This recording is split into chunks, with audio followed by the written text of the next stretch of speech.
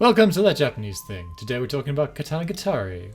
With me today is Yesh and Dylan. My name is Chris. I'm your host. Welcome to our podcast. How you guys doing? Hi, Hello. doing well, and you? We are alive, and that must mean something. So, Yes. Today we're going to be talking about. It's disturbingly long ago. This was published at this point. It's a 2010 release date for Katanagatari, the anime. Mhm. I think the novels were like 3 years before that. So, yeah, I would have just been coming out of school, I think, basically when this was coming out. Don't want to think about the passage of time in that regard. But before that, I just wanted to bring up one Japanese news story.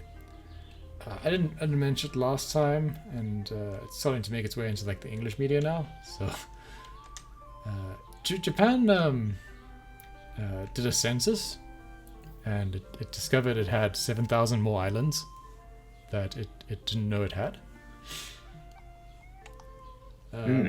What? You mentioned this, I think, a few episodes before, Did I that this might be mention the case. Okay. Yeah, you brought up something along. So, What's this? What's the latest? well, it's strange how Japan classifies what is what, and related to like where an island belongs to in its internal politics. So there are Tokyo islands that are has a Tokyo like post address, like scattered throughout ridiculously far away regions of Japan. I think there's a place called the Summer Islands in Japan, and that's part of Tokyo, and it's called the Summer Islands because it never gets cold there because it's so far south from Tokyo. And Right. this I think is also something to do with Russia now, because dear. the Kuril Islands are above Hokkaido, and the Soviets seized them at the end of World War II. Mm. But the way Japan sees it, it's still part of Japan, and that's the way, I think the US and everyone is seeing it now. But they're also part of Tokyo, so Tokyo's northern territories. Tokyo kind of spans all the other provinces, right? And You know- it cuts you know them how and then sometimes- holds them. When you're talking about England, you say like London instead or something like that, right? Yeah. You wouldn't be wrong if you Britain. said Tokyo instead of Japan. Sometimes. Yeah. Right? Uh, But yeah, I mean, I don't really understand how 7,000 islands get missed. Unless the way they've classified things has just changed, right? So perhaps things that might have been called like outcroppings or, like headlands or something have been reclassified into islands, or they're just less willing to entertain the ideas of like Russia and China at the moment with what is possibly a island that belongs to Japan or China or Russia. mm. But I just mentioned this story because Katanagatari starts on a small island. And, yes. One of those 7,000. Probably one of these 7,000s, right? Hmm. I can't remember the name of the island. Yes, take us through the story, because this was your idea, hey? I did suggest this series for us to go through. One of the unique things about the series, before I talk about the story in particular, is the style in which it was aired. Are either of you familiar at all with how it was aired? Yeah, I watched it at the time. One per month. Once or a month, year. yeah. One per month, released as if it were like a manga novel released per month. A booklet. I forget what the name of that is. But effectively, it was supposed to release like a monthly manga. Or like a volume of manga. A right? volume of a monthly So manga. like 5 yes. chapters together, sort of thing. And each episode is relatively self-contained, with an overarching story going through the entire thing. Yeah. We begin by coming to an island. A person from Just to central interrupt Japan. Yesh while he goes a bit robotic there. So the reason it is in that sort of format, right, is because it's not based on a manga and it's not an original story. So it's a light novel adaptation, Correct. Yeah. but it's not the way we would do a light novel adaptation, Katakawa style today. Right? In modern times. Each So 15-minute Nishio episode is one Ishin. full novel. One full light novel. So Light novel. that's why every episode is kind of packed with all its stuff. So it has its 5 if you read light novels, they're kind of broken up into 5 sections, and each of those sections are broken up into like another 5 sections, right? Mm-hmm. And so that's From the storytelling perspective. Yeah.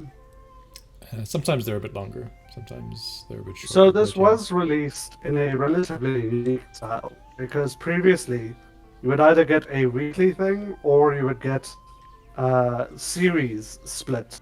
But they decided when they were airing this particular anime to go monthly for a full year, You're right. which is an incredible change of styling and does make watching this quite a unique experience as well. I mean, it was more normal. More normal at the the time time? to actually, complete the light novel series in an anime. Within one series, yes, yeah. Or, yeah, within 1 or 2 at least. I mean, if you look at like Konosuba, the first season, 12 episodes, I think covers. Is it literally just the first novel? I think it is just the first novel. I think it's the first 2 because they completely cut out all of the side arcs. They've removed all of the story, a bunch of the story. I think the first 2 seasons cover 3 light novels. Because Yes, the I do movie believe is the so. 4th one, Mhm. right? Anyway, When they But go to yeah, the Crimson so- Ridge. so this is an entire novel series. I mean, each episode is long. A full 12 novels in one single season. Yeah, it's almost insane. It is, but it makes watching the episodes wonderful in a way because everything is so packed. There's almost no filler or side content. It's all important content when you're watching it.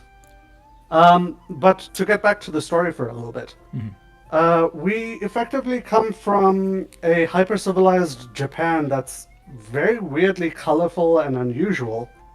And this lady with white hair effectively sails a tiny ship to an island to go pick up what looks like a barbaric character. His pants look like they're made out of leaves, he's wearing no shirt, and he's living a very simplistic life on an island.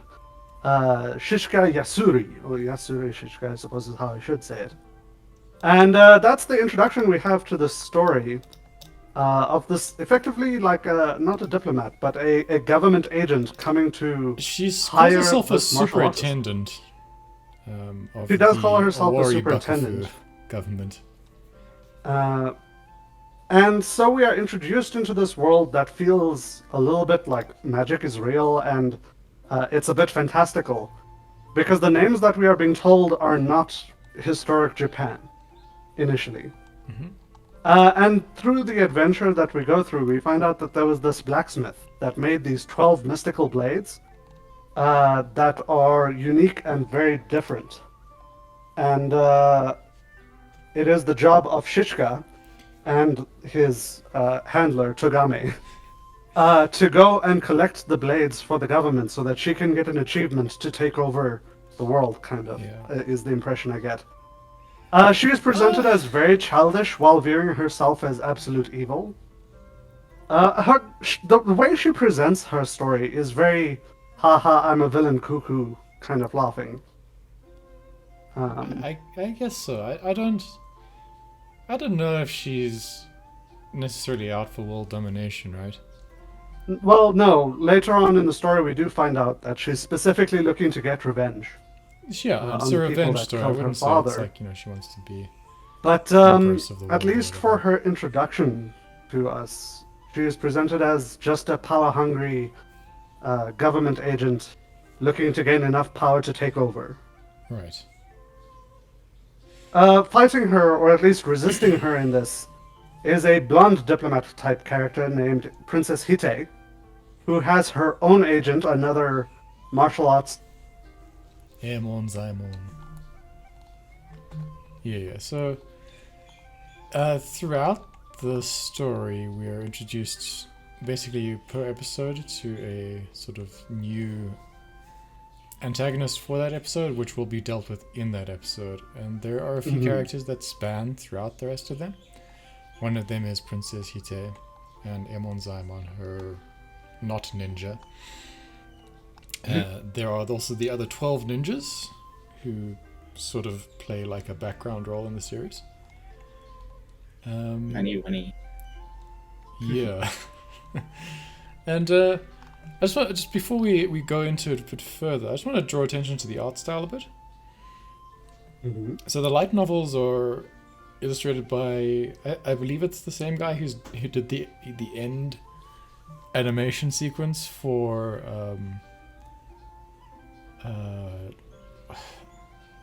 what's the cooking anime at the moment called? Tandem and I Skill Isekai something with the wolf. Cooking while camping? Cooking while camping, thank you. And it's, I don't know, I just really like that kind of, it's like advanced children's book kind of look to a thing, where everything's looks simplistic, but super there's so flat. much It's not the expressiveness. normal anime style with shadows and glittering eyes and everything. Everything has like a monotone kind of. Not to it. everything, hey? It's interesting if you look at it in detail. All the characters are exactly what you're describing. The backgrounds are incredibly detail rich. Sure. So, Yeah. and I think I'm not going to go into it just yet, but I think that leans into part of the themes that they're trying to convey. So that there's sort of a transience and not so important to focus. There's like a fakeness to the actual people in the story. Mm-hmm. Yeah.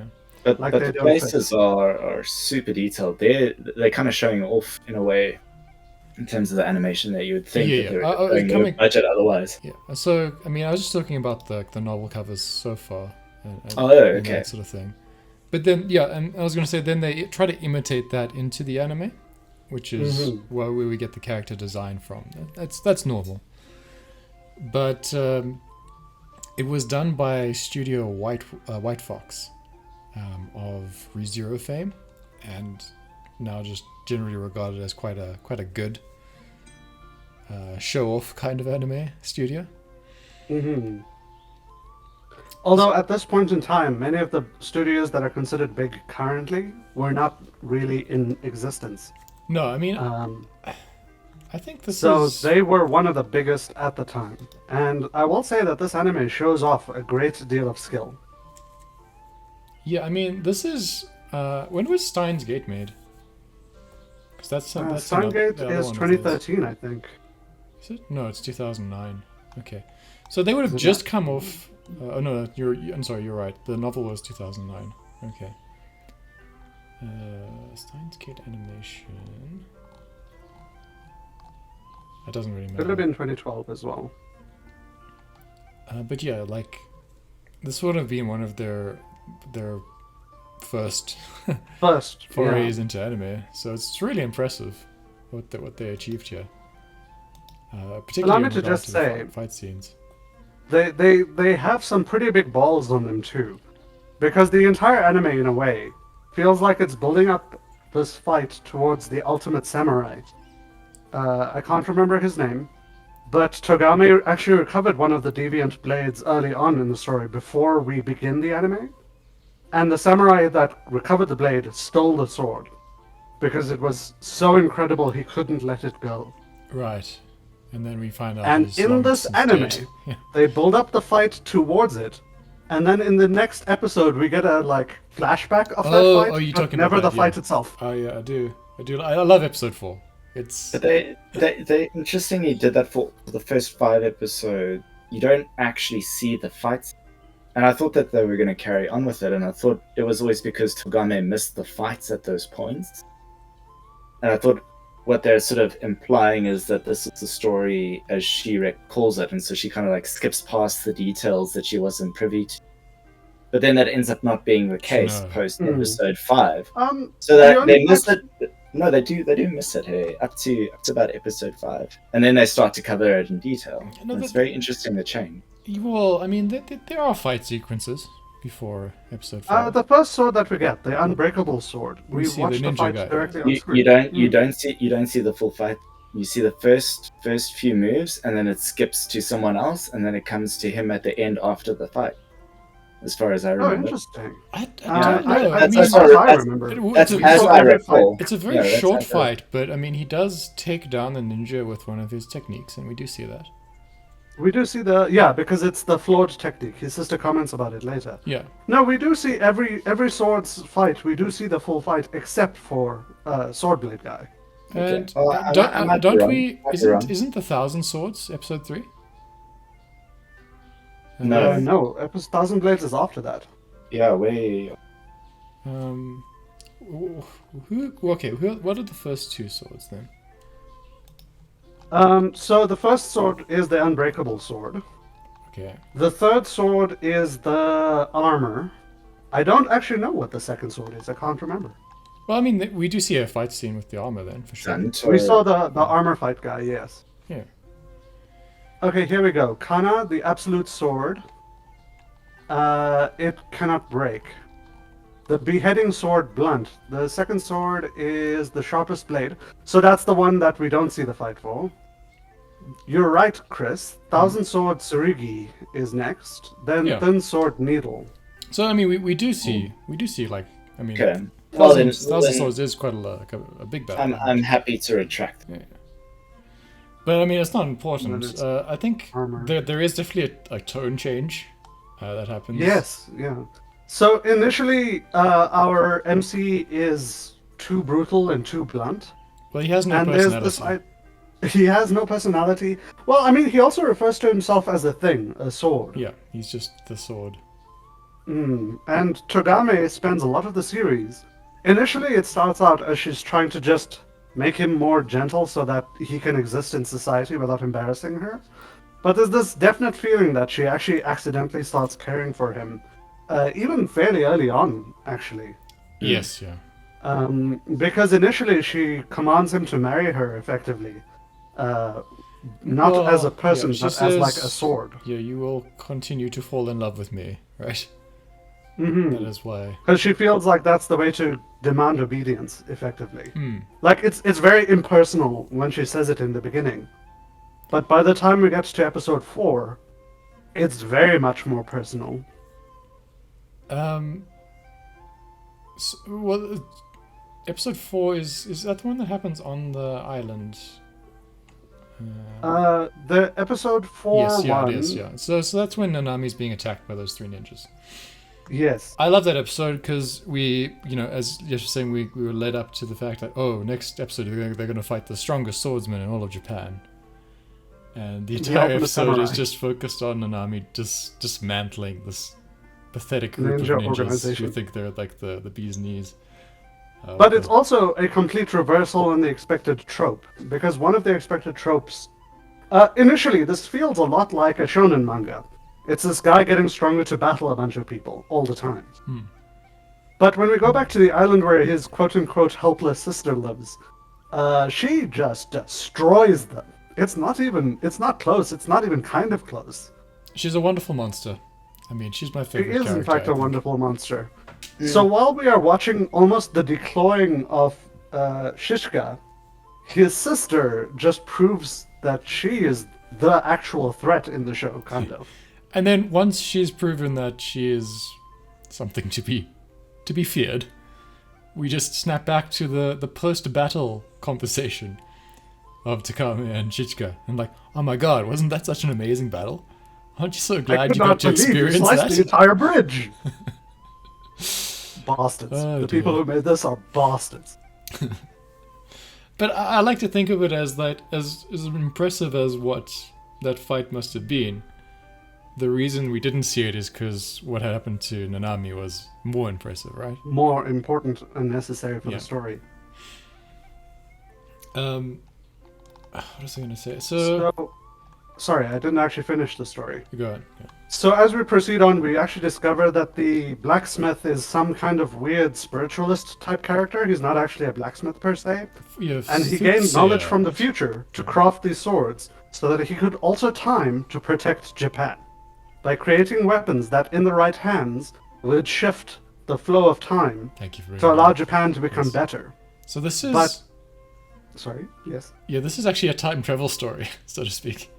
It literally is a time travel story, because the founder of this bloodline that Shishka is from and this blacksmith sit on a rock telling each other stories while watching all of this happen, kind of.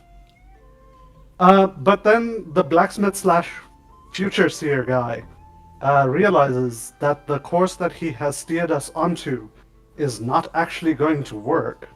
So his descendants, one of whom is Princess Hite, go out of their way to ensure that the devious blades get retracted, which means that the story of Yasuri and Togame is kind of part of their plans, and that the deviant weapons will be destroyed in the end.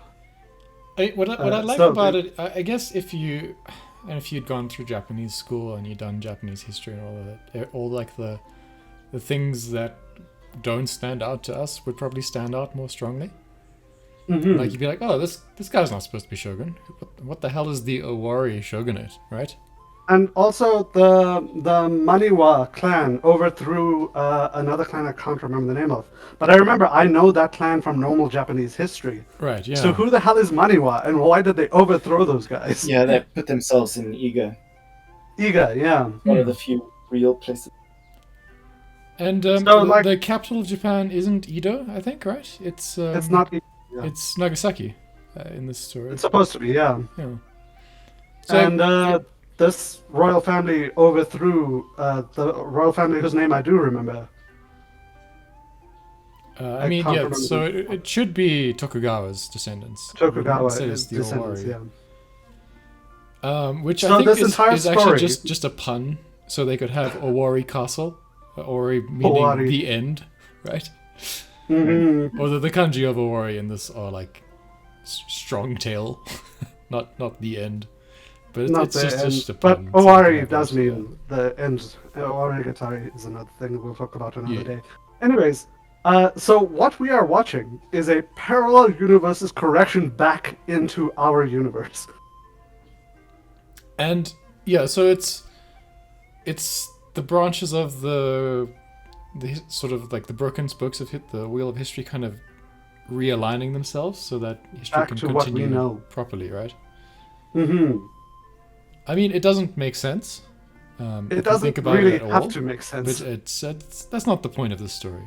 I mean, the point of the story is the relationship between Togame and her sword, right? Mhm. Although I will say, watching a red-haired tuxedo-wearing ninja pull out two six-shooter guns and blasting away at ninja and samurai alike was definitely worth this entire anime's existence. It's Roswell if he hadn't decided to become a magician, right? Incredible, just incredible. Did you pick up on the mask, Dylan, with your shinobi skills for What Emon else? Zaiman? For Emon Simon, no, I didn't. Yeah. So I mean, the bottom kanji means ninja, right? Mm, Shinobu, Shinobi. Yeah. and the top one means like not, or like un. So it's like not. I'm not a ninja. Non. He was like a former ninja, right? That's what they say in the story. He came from the Iga clan and he's here to destroy Maniwa because I like how they did the relationships between the two, the protagonist and the antagonist, and they each had their own kind of. One had basically like a samurai retainer, and the other one had like a ninja retainer. Mhm. So they gave them kind of the opposite roles. The Owari princess, Hite, was a behind the scenes kind of person, and Togame was a straightforward go out and about and do things in the world sort of person, right? That's your ninja versus samurai kind of ethics going on there, morality, I suppose. And they gave them very different personalities, but in some ways they're quite similar. I mean, they're both egotistical. They're both very concerned about how they look. One imagines there's quite a lot of like trauma in their childhoods that has led them to this sort of very dangerous lifestyle. And they're both kind of living on the edge of a sword or at the point of a gun in the case of Hite, right? I think the main reason I wanted to suggest this show was because specifically of the relationship. Togame and Hite hate each other and love each other at the same time. Yeah, you can As tell soon when as their backs are turned, they're fond of each other. But when they face each other, there's absolute hate.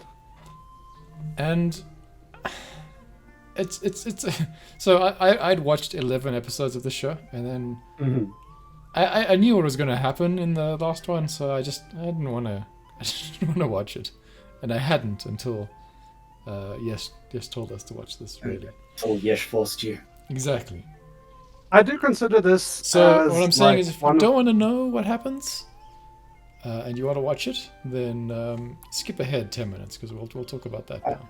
I don't. I think it's a bit late to tell people to do that now. I did kind of mention the whole time travel twist, which is Yeah. kind of important. No, I think we're way too far. I mean, on. no. Whatever. I mean, the rest of it's very episodic, right? It's all about getting a sword each episode, and we get some character background through all of this. The last bit is not going to go the way a normal series goes, so that's why I just want to warn people. But so the last one, the firearm episode, which I'm not really sure how guns play into this world, right? Because this sort of suggests that in this version of history, the Warring States period, like that's the big samurai war period that happened in Japanese history, happened without guns. And So, yeah. the future that the guy foresaw was that if we let the Dutch in, and allow Portuguese, outside influences inside, it will cause Japan to lose in World War II, effectively. So he changed the shogunate to force outsiders to never be able to come in. So there was no outside influence, no gun trade, nothing. Yeah, I get that, right? It's just, I mean, and it makes sense why Japan is so bizarrely different in that case. But it's not really like it feels like a strange Japan. And I suppose that's It's supposed to feel unnatural. The point of it was that it is a changed alternate, yes, and that we're coming back. But the issue, right, is that so he did this so that Japan would not lose an upcoming war, but then subsequently it comes out that they know that because they've done this, Japan will now be invaded and taken over, right? Essentially. Completely destroyed Completely is destroyed. The new future. So it went poorly. So he's not an excellent soothsayer, or he's just not a good decision maker, perhaps. In his methodology. But anyway, that is almost irrelevant, really, to the story. That's the background of why they're, every episode collecting a sword, and sometimes a sword is not a sword. Quite a few of them, in fact, are just not swords, and maybe that's poison thing, memory blade, guns, a doll that has swords, kind of. I mean, katana is not the most generic term for bladed also weapon. I mean, it's more generic than we use it to mean just exactly a samurai katana in English. It can mean slightly different things. But it's that's why definitely they call them definitely a sword you can hold with two hands. two hands. That's somewhat curved, But right? I do think that's why they call them the deviant blades, because they are not swords. Right, yeah. Deviant blade. But yeah, anyway, so some of them aren't. But I mean, some of them aren't blades. Some of them are just flattened out blades. I agree. One of them's a suit of armor. I mean, Two- most of one the of them, ninja in the one show of them aren't is two ninja. guns. Most of the ninja in this anime are not ninja, though. Oh, I love the style of the ninja. Their dress sense. Mhm. They all look like they're wearing like Las Vegas money counting hats, you know, instead of ninja masks, which I suppose is like a consequence of something that happened in the story. And they don't have pupils, from what I can tell. But Everyone's mostly walk eyes are around. weird, though. yeah, everyone's eyes are weird except for Hite. She's the only one that looks like a normal anime character for some reason. Well, she's blonde in Japan, though. Yeah, but I mean, she still looks more normal than the way everyone else is drawn in the show. Fair enough. I mean, background characters are basically drawn as you would like a very undetailed kind of water painting. They just have like dots for eyes, and as your importance in the story progresses, you get weirder and weirder facial features. And it's very simplistic. Everything gets more and more simple in this show. Lines are thick. Eyes are simple. Mouths are just lines. But then everything about the way everyone's designed is complicated after that, right? I actually think it's kind of brilliant in a way, because Tagame is one of the more complex designs at the beginning. But as we are going through, we start to see that everyone else actually has more detail than her. Yeah. She's only got a weird wavy dress. Outside of that, she's pretty average. So everyone's faces are very nondescript. But they're all slightly different from each other as well. But they're very simplified. It's the outfits that are super complicated. And as we get introduced to more and more characters, they get more and more complicated as the person sort of, gets their level upped. So Hite is, I think, maybe the most ornately dressed person in the show. Even though, I mean, she's not like overly dressed or anything, but her like the fabric is really weirdly patterned, and it's like a lot of I accessories. mean, and so on even and if so you forth. just look at her face and like near her face, she's got stuff in her hair. She's got stuff on her neck. Her hair's always styled differently in every scene. Her eyes are kind of like It's- flowers. There's a lot of complexity to her, which once you go through the story, you start to understand. Is because she's puppet mastering everything. Yes. And she has a very interesting relationship with her retainer, and it's like a more honest relationship than Togame with Shichika. Shishka. Although, in a wacky way, Togame with Shishka becomes real. She pretends to be loving, and then she becomes loving. Yeah, for sure. And I know she at the end of it she says it was all a pretense and all that sort of stuff, right? And it was just But Mm, she's saying that pretending. to lighten the load on Shishka. to make that. him Yeah, less and she's not the narrator of the story, as we learn, because obviously she dies, and we have like I think we have an objective narrator where we actually see what does really happen in the story, which is nice. I hate it when a story does, makes you guess unreliable at narrator stuff. what's going on. The one where they get the wooden sword is where we kind of see that she's kind of failed to keep him at arm's length in her feelings, right?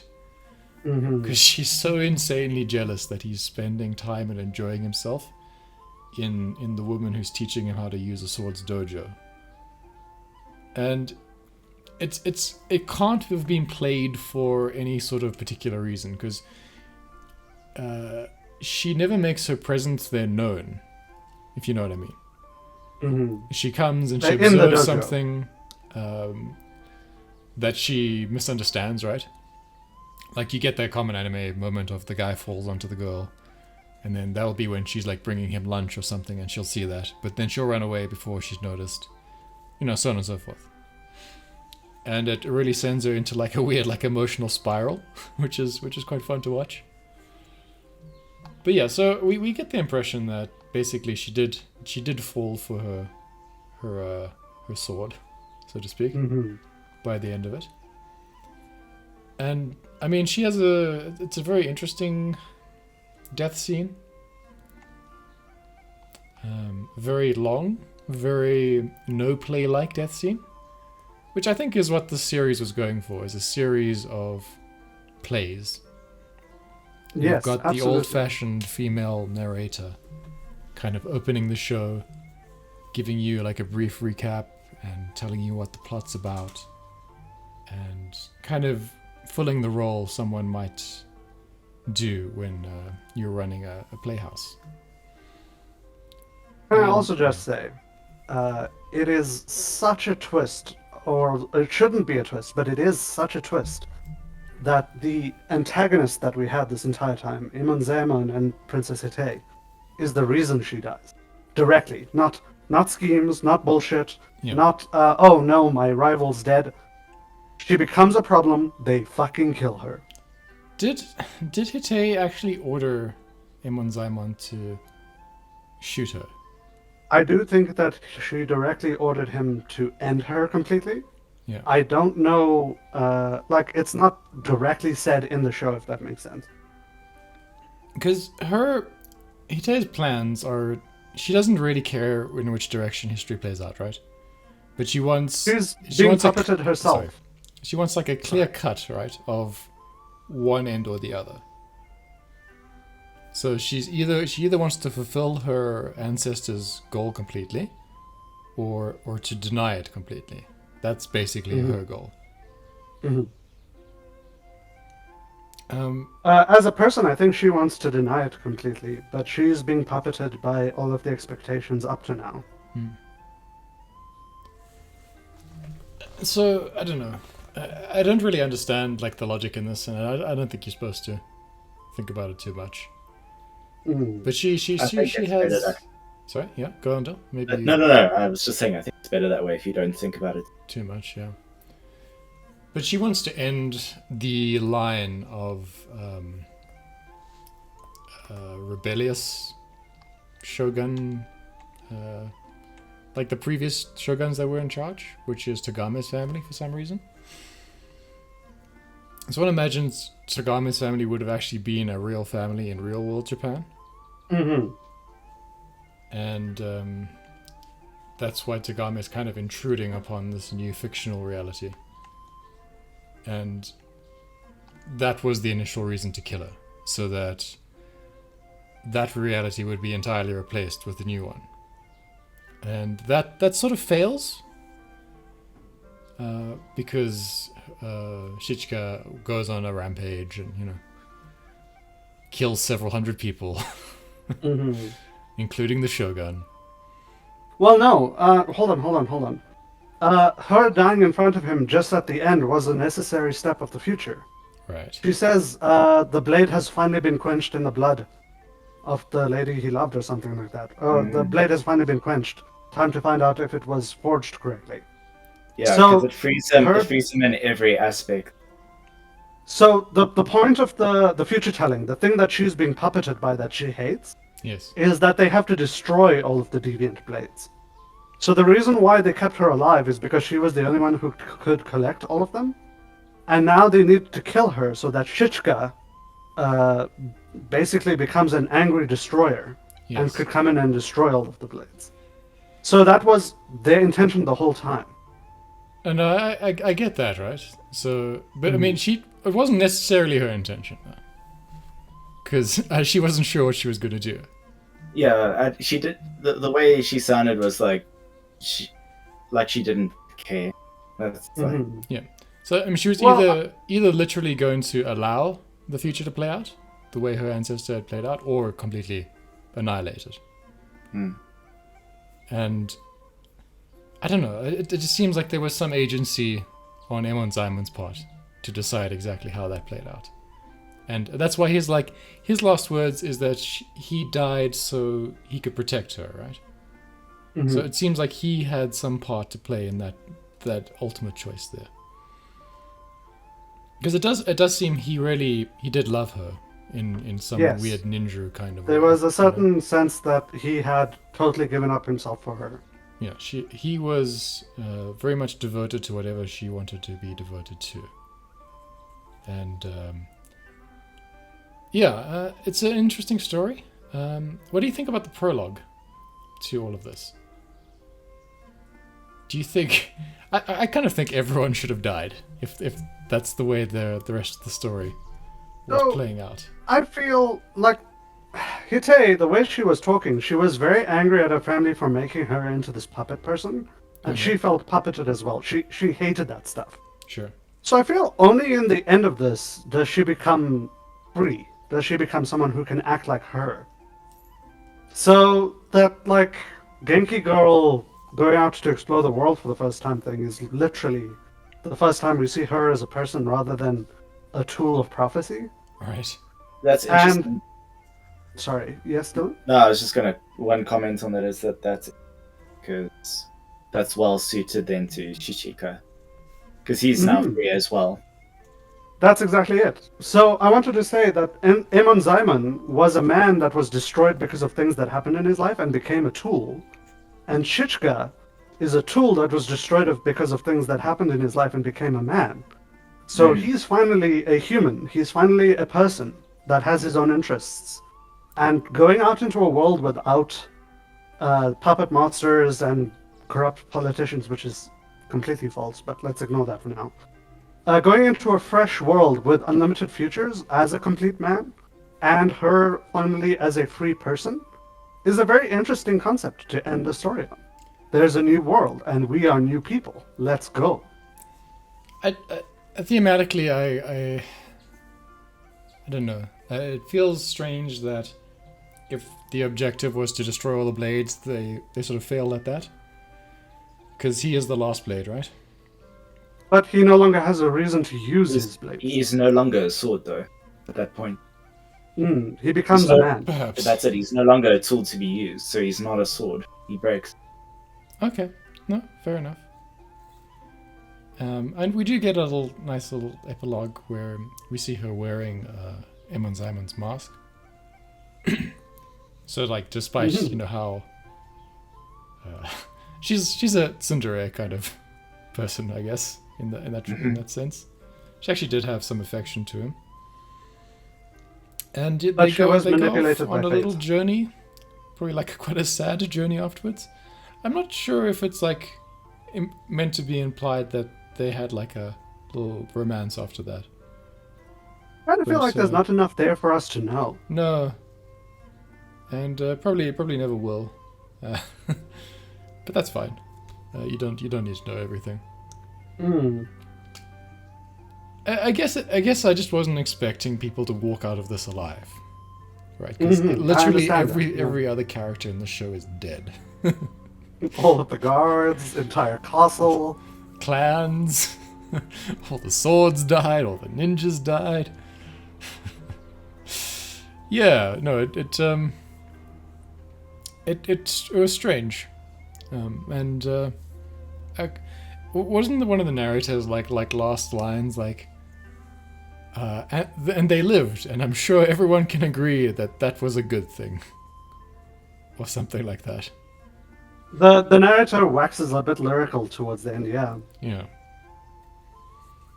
I wonder who the narrator is meant to be.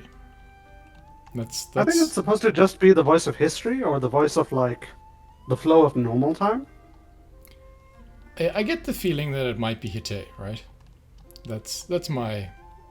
conclusion, because she's the only one who sees the story begin and end and has sort of enough clarity on all the things to put it together.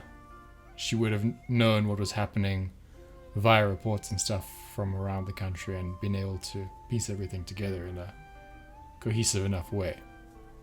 And then paired with that, if she journeys with him afterwards, she would have got the rest of the details from Shichika. Yeah, but what makes this different from a normal anime series? Why should people watch this 10-year-old show, 15-year-old show even now? It's got a self-contained story. A lot of anime, most anime I watch, in fact, have disappointing ends or disappointing middles.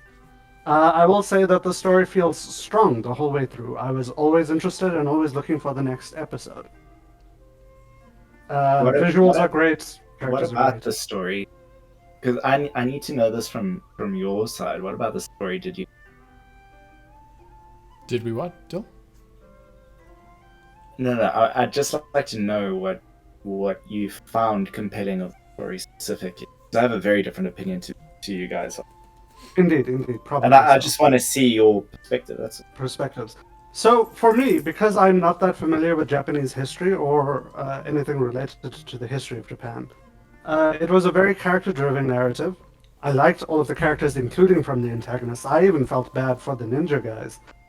Yeah, for And sure.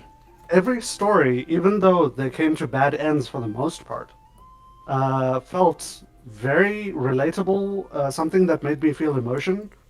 And seeing it all come together at an end, it felt satisfying. I genuinely felt satisfied at the end of this story. Even if perhaps not everything was logical or brilliant, I felt satisfied at the end of the story.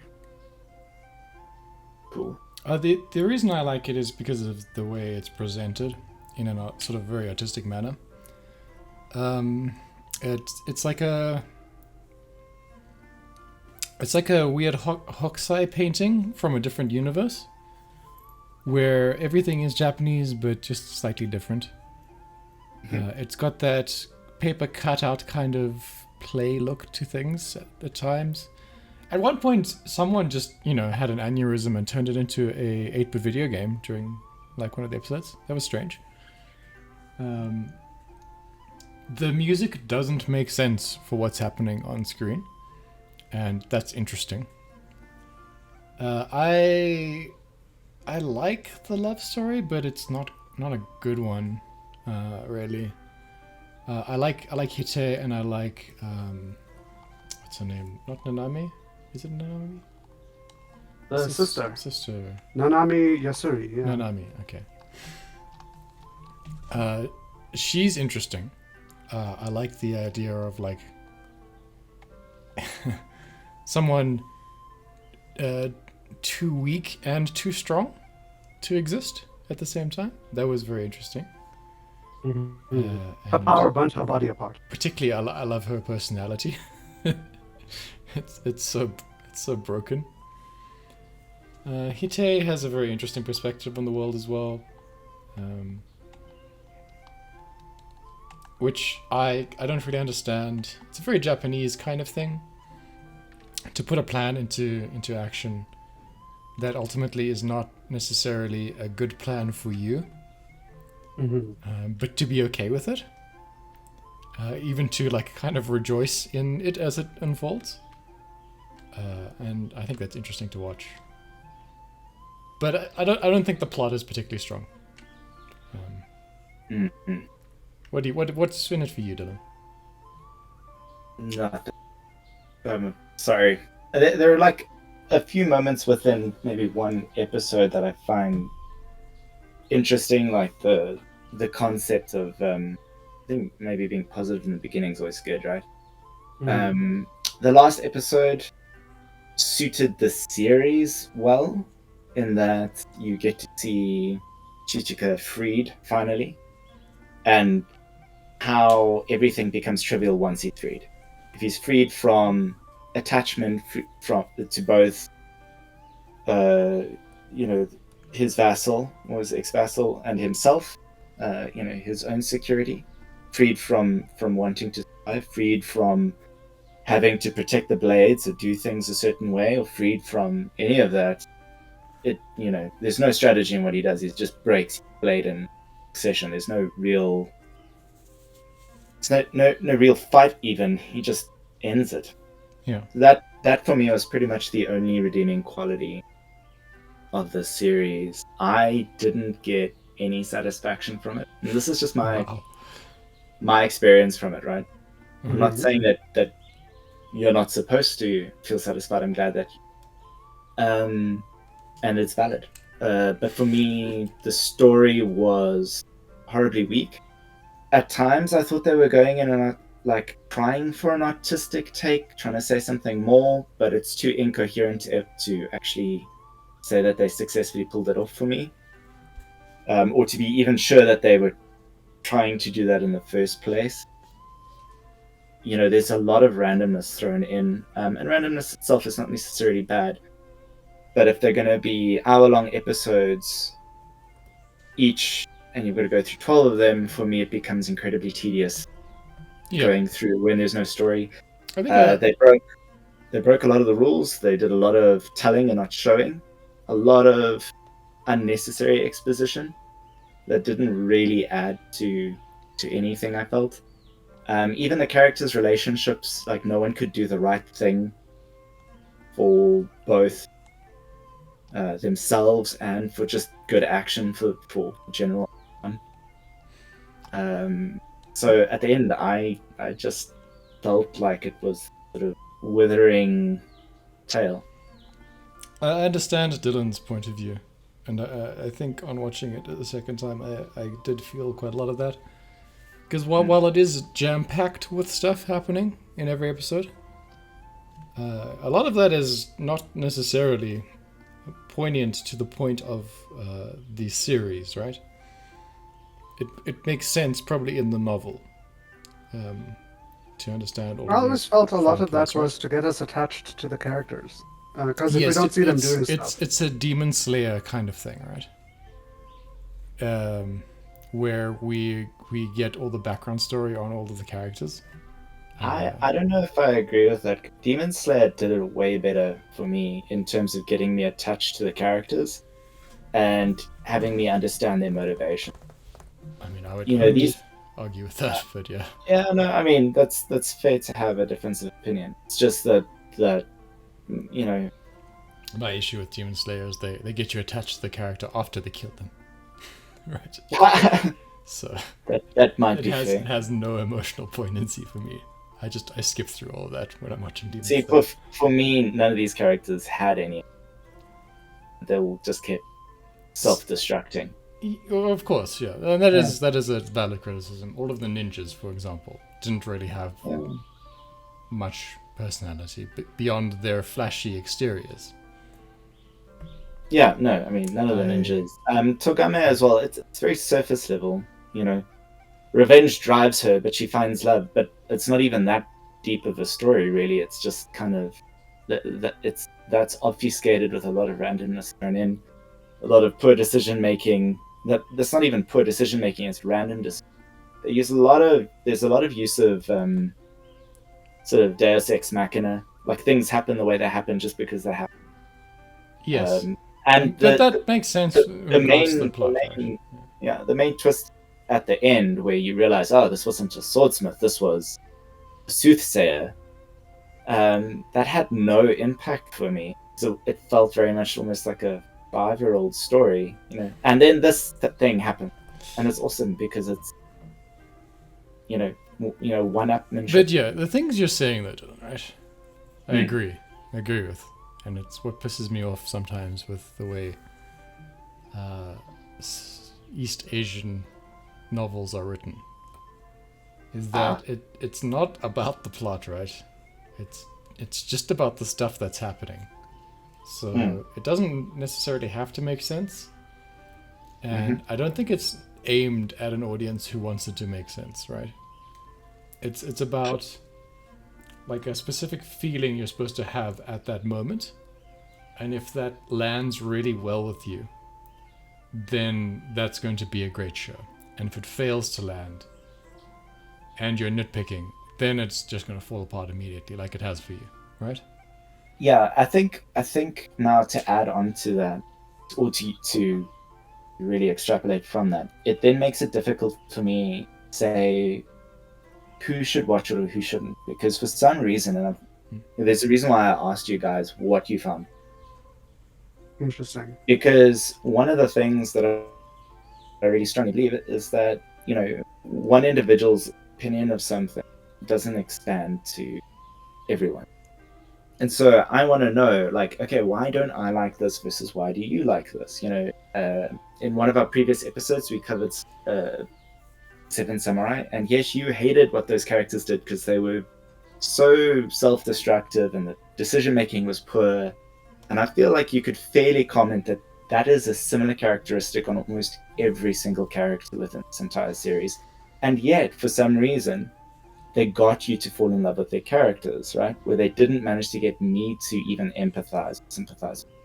Mhm. And I wish I'm at a loss at this stage, and I mean this is probably going to be the last I say about this, but I'm at a loss to really work out what that difference is. But another They've thing, obviously done something, but I just don't know what it is. another thing that's different between my and Yeshin's experience and your experience is, like, I watched this when I was 19.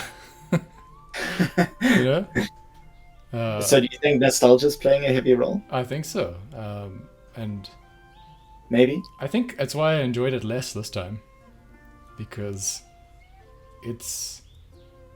Since that point, in some ways, anime has become more westernized since then. And so the I tropes, can't fully the agree tropes, with it, that. the tropes it plays into are more familiar to me now. And easier for me to just, flow with than this more alien world. And even this world in itself is meant to be more alien than even kind of the most alien Japanese culture, right? Because it's a parallel Japan set in an art style that doesn't actually exist in the real world. And I mean, that's very interesting intellectually. As I say, I don't think the plot is particularly strong. And and as you said, Dylan, most of the characterization is not particularly strong. It's very much like every character is just a piece of paper on a popsicle stick, for the most part. The decoration is the important bit. Having said that, there are a number of standout characters that we don't really. Most of the ones that don't die, I think, in the story tend to be the standout ones. The Thousand Blades lady, I think she did die, obviously, was interesting. She was. But I kept thinking, this woman is so stupid, she kind of deserves to die. Quite frankly. I think all of the blade holders were flawed specifically. Right, like, that was intentional. And the wooden sword person, very interesting. She was kind of just a... I don't know, like, I mean, they're all kind of prisoners of their own minds, right? That's the poison of the sword. I think we But were she was introduced like- to she that was- idea early. But her sort of poison wasn't the sword's poison, if you know what I mean. It was like a poison of her own creation, because she seemed to be so unaffected by the blade. Yeah, Right. yeah. I don't know if that's really what they were trying to convey there. I think you're right, but her chain was family lineage that she felt she had to Precisely. Exactly, yeah. continue, and that is a good, like, that's a consistent theme. The freedom and freedom in contrast to the confinement of our own making. Yeah. That I will happily forward this series as something that continuously gets explored. I do want to bring up one more example that I think is important. Mm. The guy that's guarding the castle that's sinking into the sand. Yes. The infinite sharpness sword guy. Yeah. It's literally pointless to guard the castle. There are no invaders coming because there's no worth here. There's no people living here. But he sits on sand inside a room inside a castle. I kind of that is sinking. empathize with his point of view. As And you can sort of feel like there's something wrong with him, but it's also like you kind of feel bad for him. You kind of want him to get out of it, but you can see that he can't get out of it. I think it would be surprisingly easy to be that person. If you know That's what I mean. exactly. I feel like each of the swords is supposed to represent a bit of a flaw that someone can empathize with. Yeah, maybe. Something that traps you as well. There's an interesting saying from someone who goes in contemporary circles now, which is that all restraints are temporary, one way or another. And that gets explored in the series as well. I mean, they get freed from their confinement, but it's literally, as they're getting freed from the mortal coil. They're no I mean, longer not no all of longer them, though, stuck. right? Some of them have a No, good no, end, right? no, And that's no. that's That's a true. positive thing about the story. Is Although I would say that if death is wooden necessary, sword the lady, person dies.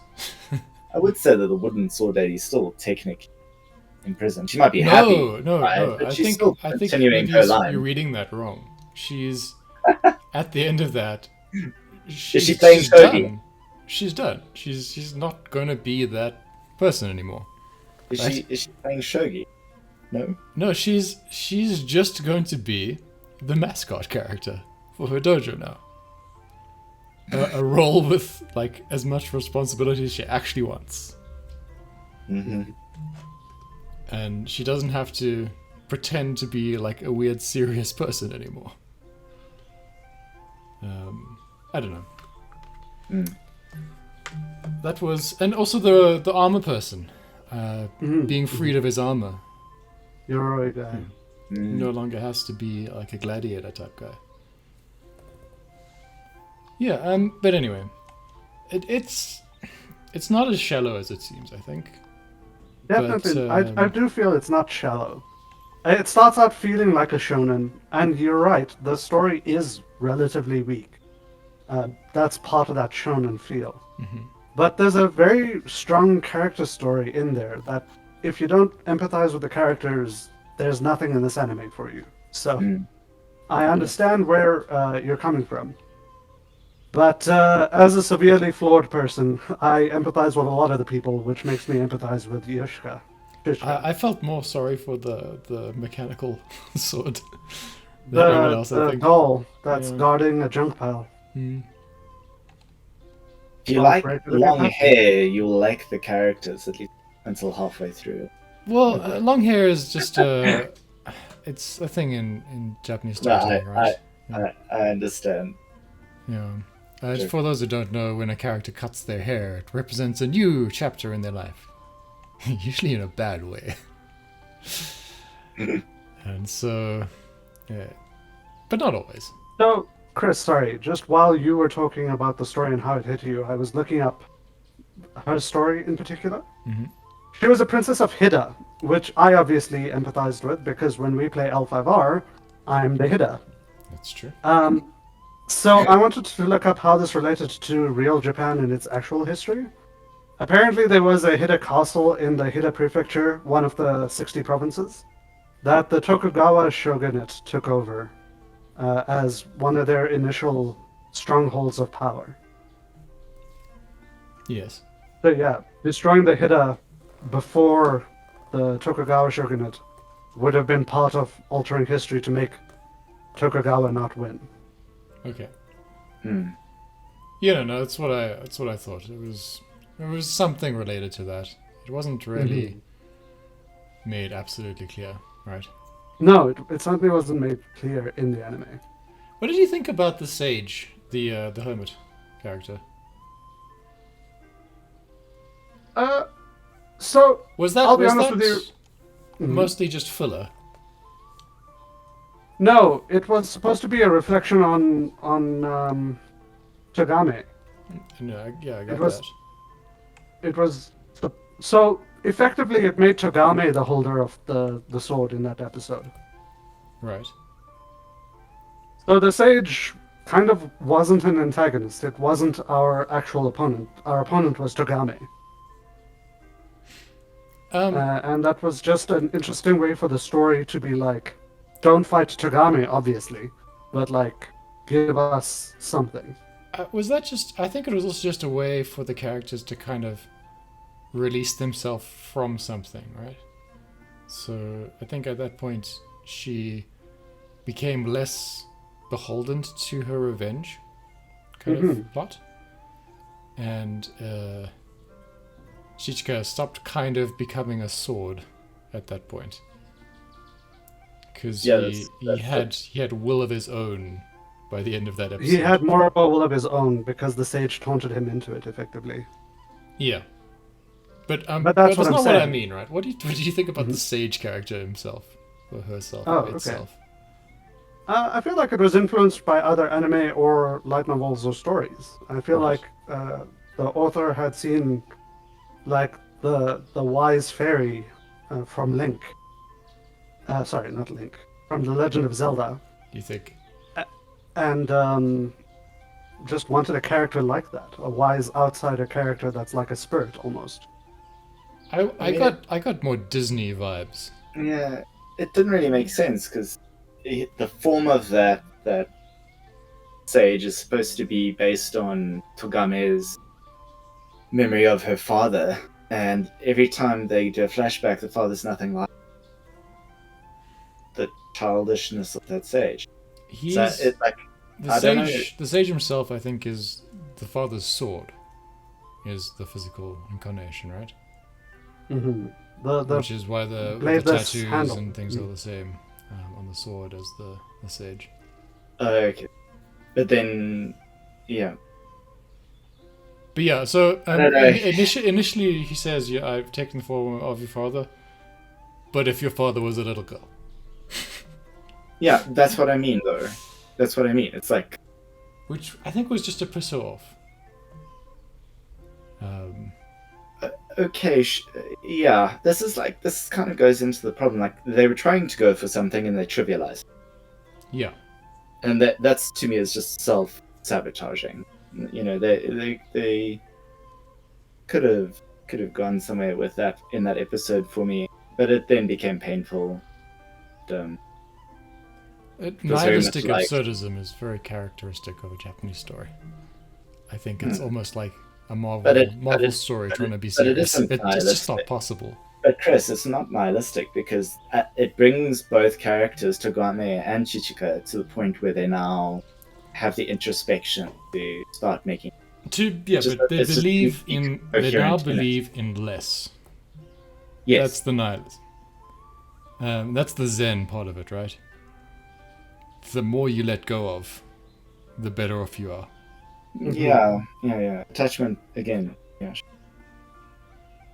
Anyway, I think we've said everything we can say about the story. Mm-hmm. I still highly recommend it from an artistic point of view. I think directly hereafter we get into like a little renaissance of a golden age of TV anime. We get shows that are of extremely high quality from an animation point of view, like Katanagatari. Mm-hmm. And this So, for yeah, me this is was what before- started that trend in the 2010s.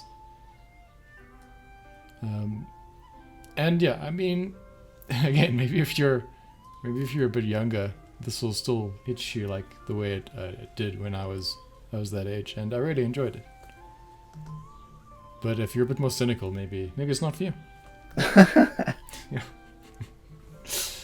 Anyway, I will take that and roll with it. so I go 7 out of 10. Yes.